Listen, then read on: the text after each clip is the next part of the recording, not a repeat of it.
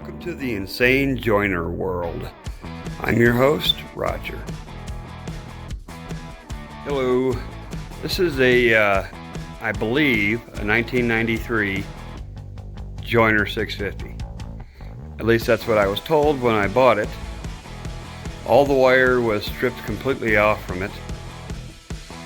And there was nothing attached. It was just all piled in there. So I've had to rewire the entire thing from the beginning, and I'm almost completely there. Everything's rewired except for the back taillights.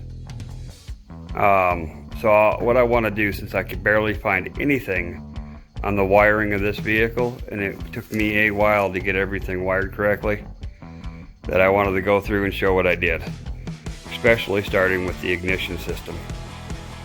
Okay.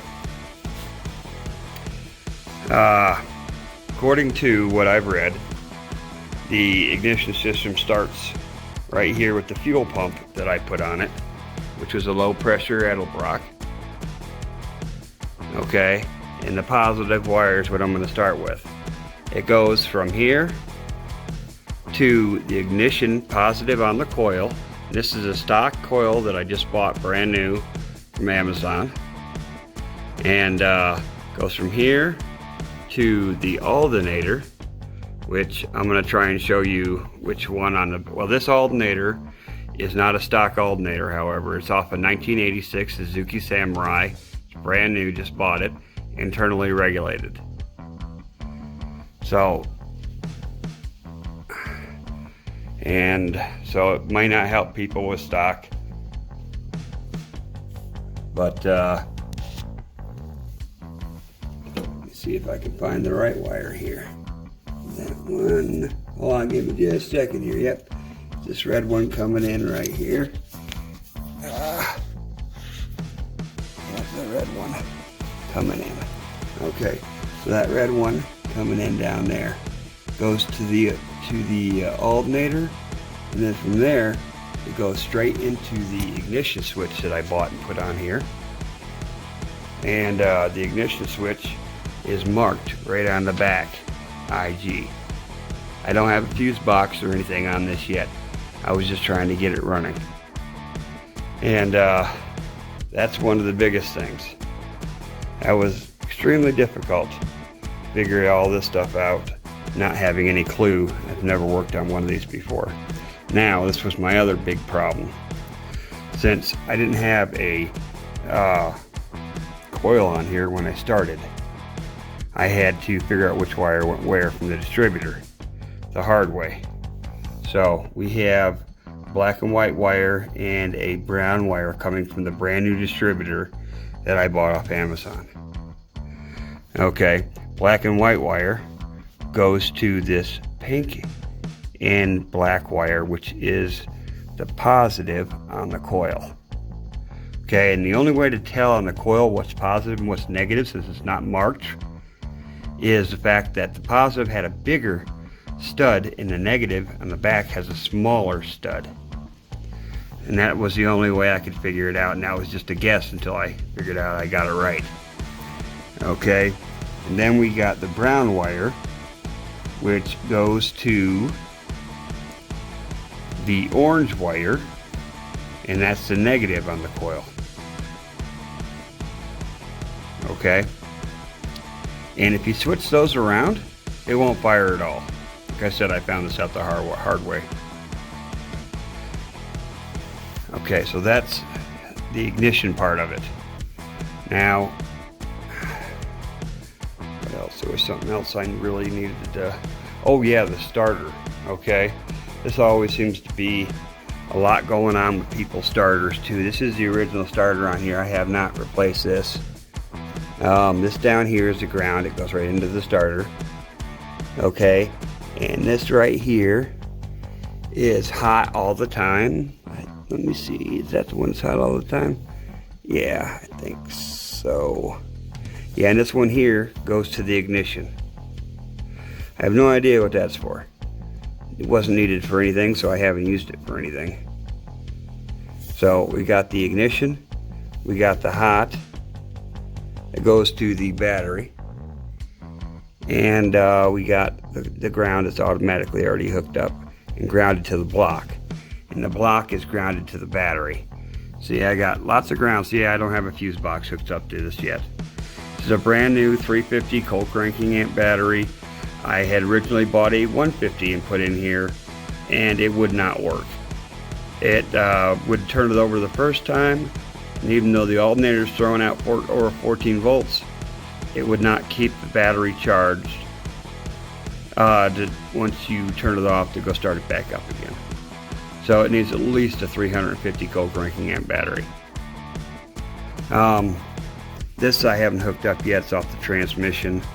One of these is going to be for the reverse lights, and the other one is a speed sensor. There's this one and this one here. Don't know which is which. I haven't checked into that yet. And I'm not too worried about it, to be honest. And the carburetor has been a pain in the butt since I got it. I've tore the entire carburetor apart, cleaned it all out, and I still have, just still doesn't run the greatest. The idle's beautiful.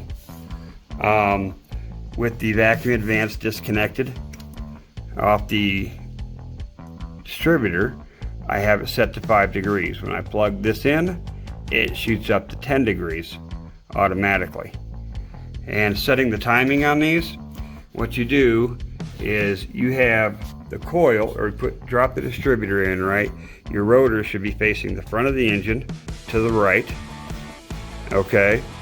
And your cam underneath your valve cover has an anchor point on it, where when you put the cam on, there's a little divot into it and a little button that kind of pushes in there. Not a button, but a little metal piece of rod goes in the cam. It'll help hold it steady when you tighten the bolt and put a cam on.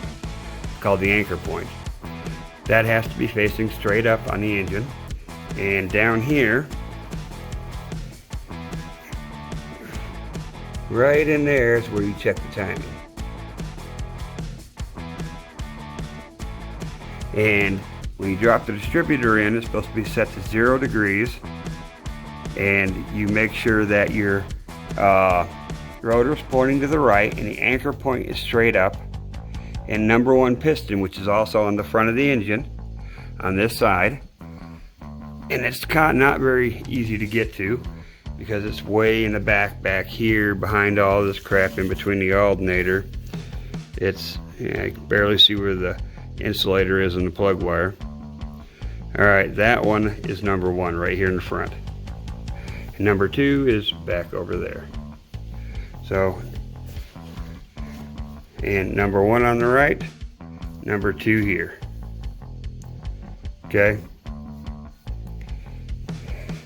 and this is supposed to be set for stock 2 3/8 turns out.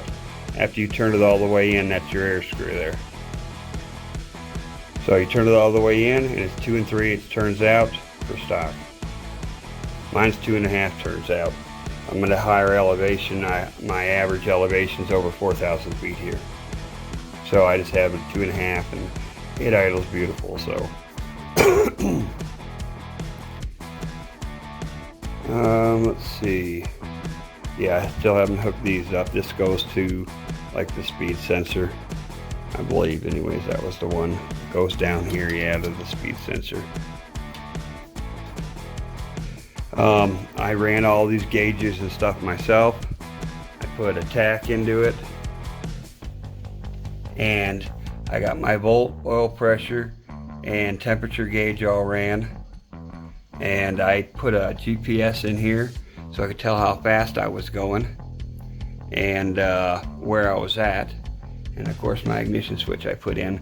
And I've got the front lights wired up to a regular pull light switch, and that lights up all of my lights. I still have to cover all the wires and cut zip ties and stuff, but it seems to be working. Everything does. And if you guys got any more pointers, be happy to send them my way. If you have any questions about the wiring, send me something, let me know, and I'll do my best to help you out. Said I've had to do all this from scratch on my own, trying to figure it out. I still got to get an overflow from my radiator. I don't have one of those yet. Like I said, this thing was pretty much stripped down, just had all the basics. So, all right, anything else? Holler at me.